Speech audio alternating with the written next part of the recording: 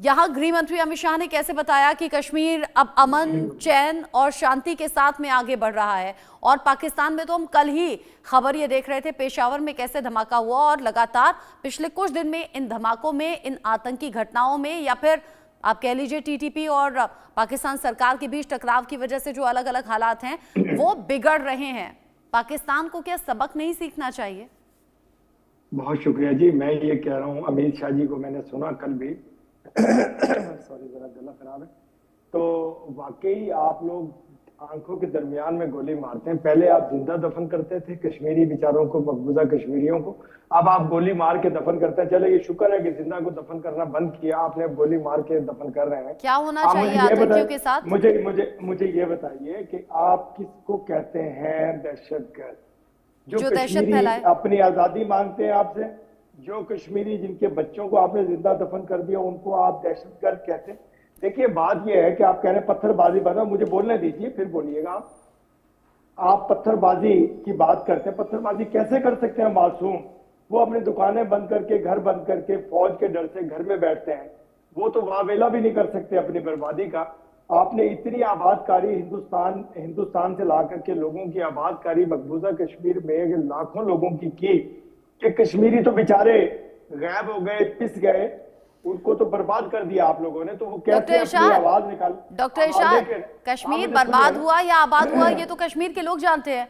आप कह रहे हैं कश्मीर के लोग आजादी की मांग करते हैं। ये कश्मीर की बात हो रही है, पीओके की बात नहीं हो रही है, पाक अधिकृत कश्मीर की बात नहीं हो रही। पीओके में जरूर आजादी के नारे लगते हैं, बलूचिस्तान में जरूर आजादी के नारे लगते हैं, कश्मीर में ऐसे हालात नहीं है। और 370 के बाद में पाकिस्तान में खलबली जरूर देखी गई, लेकिन कश्मीर में जो अमन शांति है ना, उसे हर इंसान महसूस कर रहा है। आप क्या बात कर रहे हैं? देखिए, ये प्रॉब्लम है कि मुझे पूरा सवाल का जवाब देने दीजिए। आप इतनी चुभती बातें कहेंगे तो मुझे रोकना पड़ेगा ना बीच में। आप कह रही हैं कि वहाँ बड़ा अमन शांति हो गई। मैं बार बार आपके चैनल पे कहता हूँ, फौज तो हटा के देखिए वहां से, उनके ऊपर से जुल्म तो बंद कीजिए। उनके ऊपर जितनी रेंजर, जितनी फौज आपने खड़ी की हुई, जितने लॉ फोर्सेस इदारों को उनके ऊपर डिप्यूट किया हुआ है, उनको हटाकर तो जुल्म क्या होता है पीओके के लोगों से पूछिए। जुल्म क्या होता है बलूचिस्तान में जाकर आप पूछिए प्लीज। जुल्म क्या होता है खैबर पख्तूनख्वा के लोग आपको बता देंगे।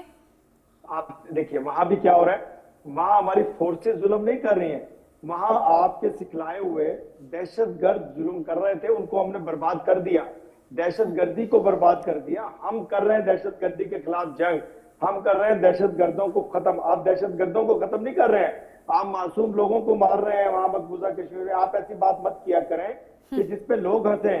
आप लोग मुझे कहते हैं कि मैं गलत बात, आपके अलावा कोई नहीं हंसेगा इस बात पर, क्योंकि यहाँ के लोग जानते हैं सच क्या है। और जहां तक आप फौज की बात कर रहे हैं ना, पीओके हुआ, बलूचिस्तान हुआ, खैबर पख्तूनख्वा हुआ, वहां आम लोग कहते हैं। इनफैक्ट अभी तो अली अमीन गंडापुर भी कह रहे थे कि अब हम इस तरह के मिलिट्री ऑपरेशन नहीं होने देंगे जो कि ऑपरेशन के नाम पर लोगों को प्रताड़ित करें, परेशान करें, वहां बहन बेटियों के साथ में गलत करें। ये कर रही है पाकिस्तानी फौज। आप क्या बात कर रहे हैं? देखिए, ऐसा नहीं कर रहे, ऐसे नहीं कर रहे। और ये आप ही के देश में लोग बात कर रहे हैं, ये हम नहीं कर रहे, ये आपके देश में लोग बात कर रहे हैं।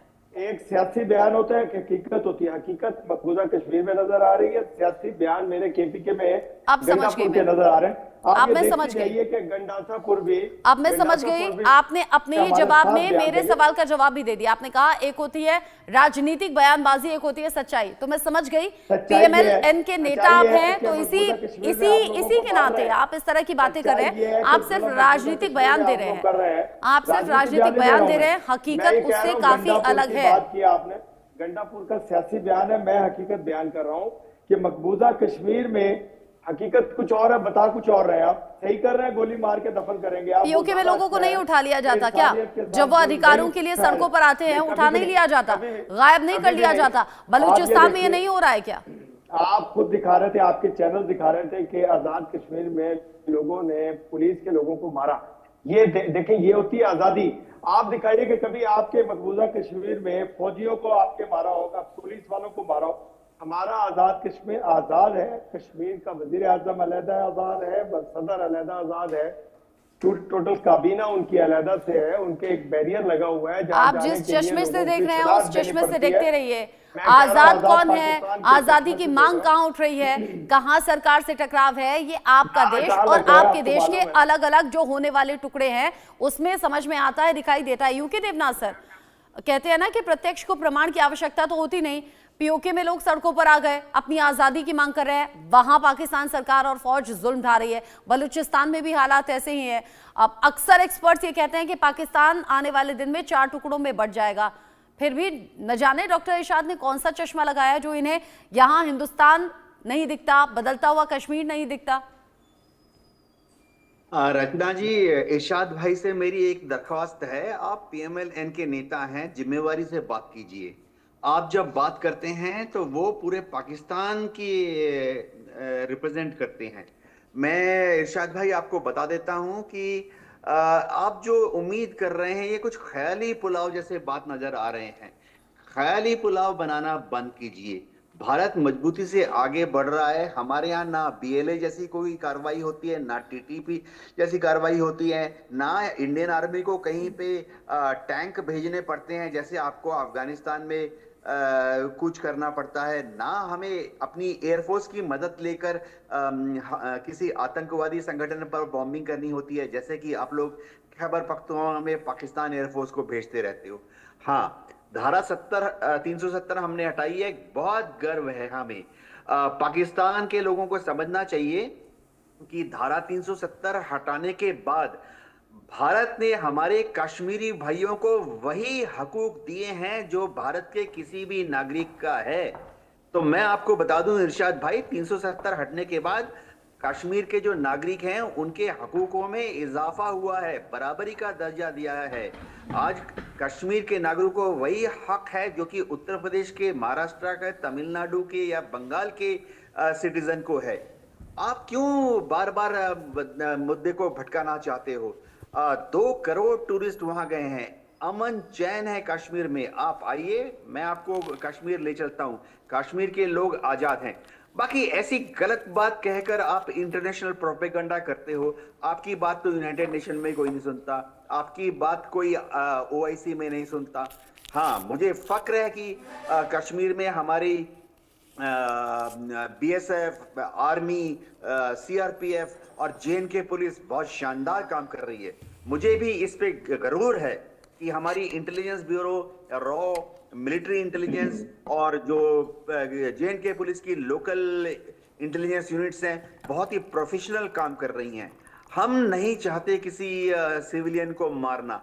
अगर आप देखें, आंकड़े लगातार दिखा रहे हैं कि कश्मीर में एनकाउंटर्स कम हो रहे हैं। सबसे बड़ी बात है कि ये जो एनकाउंटर में इक्का दुक्का मारे जा रहे हैं, ये सब आप पाकिस्तान से भारत में गुजार रहे हो। तो इरशाद भाई, दोस्ती की बात करो, ऐसी बात करो जिसको सुनकर भारत के लोग यूके देवनाथ सर, चूंकि डॉक्टर इरशाद ने अभी ये कहा कि वहां फौज को एक बार आप हटाकर देखिए, चूंकि आप भी फौज का हिस्सा रहे हैं। पहले हालात क्या होते थे 370 के बाद? अगर आपका कश्मीर में घूमना हुआ तो मौजूदा हालात अभी क्या है, अगर आप एक बतौर फौजी डॉक्टर इरशाद को बता सकें तो। देखिए इरशाद भाई, आप पीएमएल-एन में हो, रूलिंग पार्टी का हिस्सा हो। मैं भी एडमिनिस्ट्रेशन का हिस्सा रहा 34 साल, और सिविल में भी एडमिन, हाई ऊंची जगह पे मैं भी जीएम था एक कंपनी में।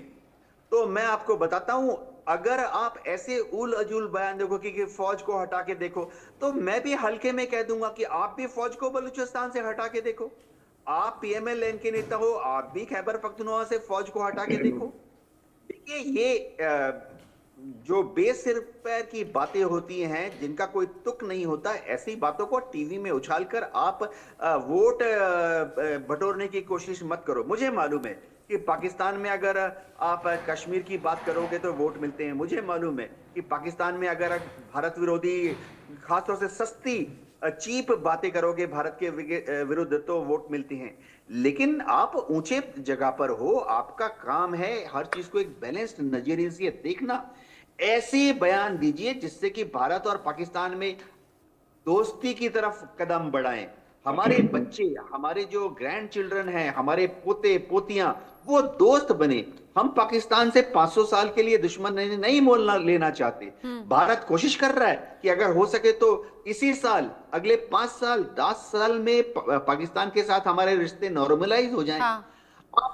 JNK के लिए रोना धोना बंद करो। हाँ। आज टेररिस्ट भेजना बंद करो। मैं बोलता हूं, आपको बताता हूं, 2 दिन के अंदर हम बॉर्डर खुद कर देंगे, तिजारत शुरू हो जाएगी दोनों देशों में। लेकिन ऐसी आपकी दोस्ती की GDP बातें 2% पाकिस्तान को बढ़ समझ में जाएगी। कहाँ आती हैं, और डॉक्टर इरशाद को भी नहीं समझ में आती।